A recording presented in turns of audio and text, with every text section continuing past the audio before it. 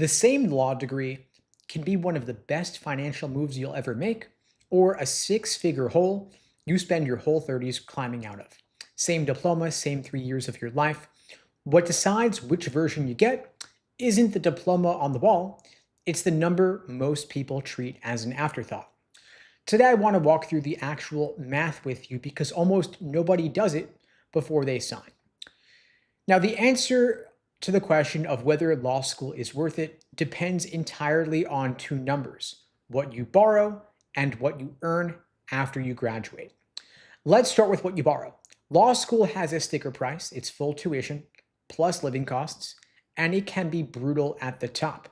3 years of tuition at the priciest schools now runs over $250,000, and that's tuition alone before you even pay any rent. That one number is bigger than the entire $200,000 you're now allowed to borrow from the federal government for the whole degree. But almost nobody at a strong school pays sticker because schools hand out scholarship money to pull in the students they want. So your real cost is sticker minus whatever they discounted. Now let's talk about the earnings side. At the top end, the highest ranked schools, a big chunk of graduates walk into large firm jobs that pay multiples of the national median. Nationwide, the median starting salary for the class of 2024 was $95,000, a record. At the top schools, big firm money sits well north of that. So even a lot of borrowing still works there because the salary can service the debt. In other words, the degree pays off. If you drop down to the middle, it can get dangerous though. The median salary lands around that $95,000 national number, a fraction of the big firm pay at the top. And plenty of graduates come in well under even that. But the tuition is often almost as high as the top schools charge. Same price, half the outcome. That is the trap tier, and it's the one people walk into blind because the school still has a nice building and a law library and a view book full of smiling people. Let's make the debt real because the numbers are not intuitive. They don't scare anybody. But if you borrow six figures for law school, the interest starts running while you're still in class. By the time you graduate, the balance is bigger than what you took out. Then the payments hit. And if your salary came in at the median instead of the top, that payment eats a chunk of every paycheck for 15, 20 years or more. That means putting off buying a house. It means not building your savings.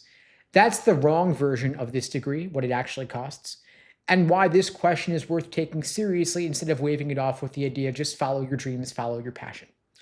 At the bottom, there's real risk.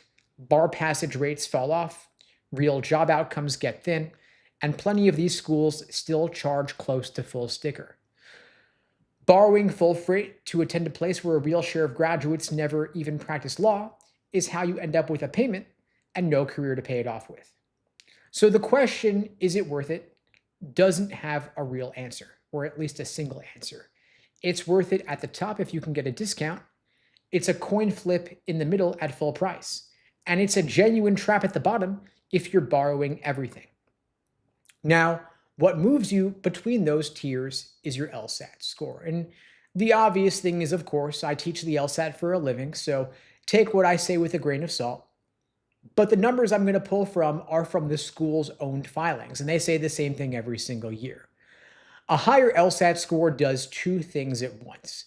It moves you up a tier into law schools with better job outcomes, and it moves you down a debt bracket because schools buy high scores with scholarship money to protect their own medians. Your LSAT score pulls both levers at the same time.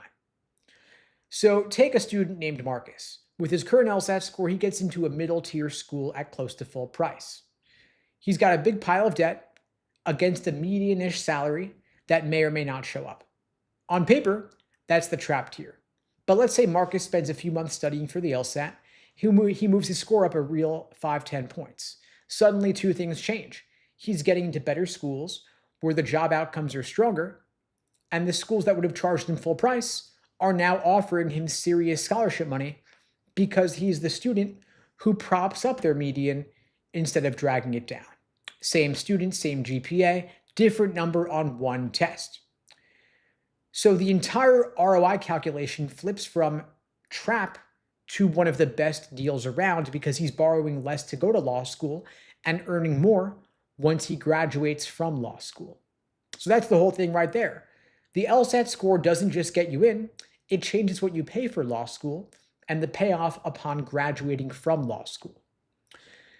Now, let's say you get two offers. One is from a higher ranked law school at full price, the other is from a school a notch down, but one that's giving you a big scholarship. A lot of folks would grab the higher ranked name, but run the math and it's not the obvious choice. The higher ranked school is only the better choice if its job outcomes are strong enough to justify taking on the extra debt. If both of the law schools feed into the same regional job market at similar salaries, you just paid a six-figure premium for a slightly nicer sounding diploma, but the market won't pay you back sufficiently for it to make it worth the additional investment. In other words, the discounted school could be the smarter money move by a significant margin. And which offers you even get to weigh comes back to your LSAT score.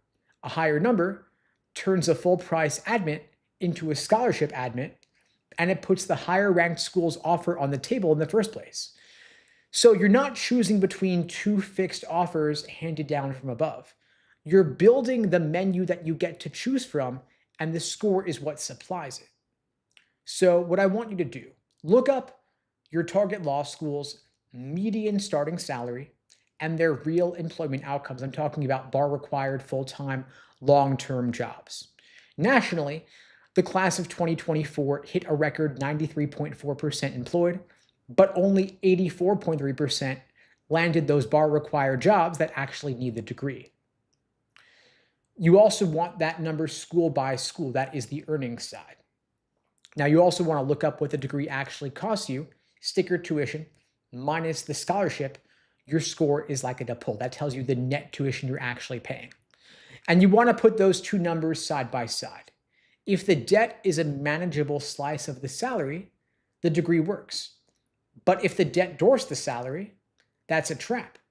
And the move is to change one of those two numbers instead of walking away from the school ideally. And what you can change is the cost.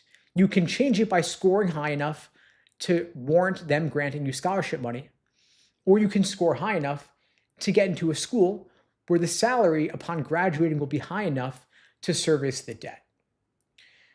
Now, chances are your undergraduate GPA is probably pretty fixed by this point. If you're finishing up undergrad or you've already graduated. If you're a freshman in college, focus on your GPA, but assuming you're past the first half of college, the LSAT score is the bigger needle mover.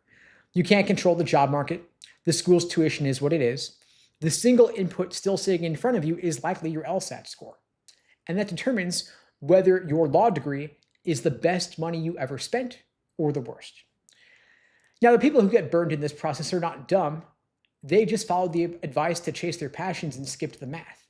They picked the school based on its prestige, its name, borrowed the sticker tuition, then found out later the salary didn't match the debt. So don't skip the math. This is a significant investment here. Before you commit, run the numbers, the cost, and the salary for every school on your list.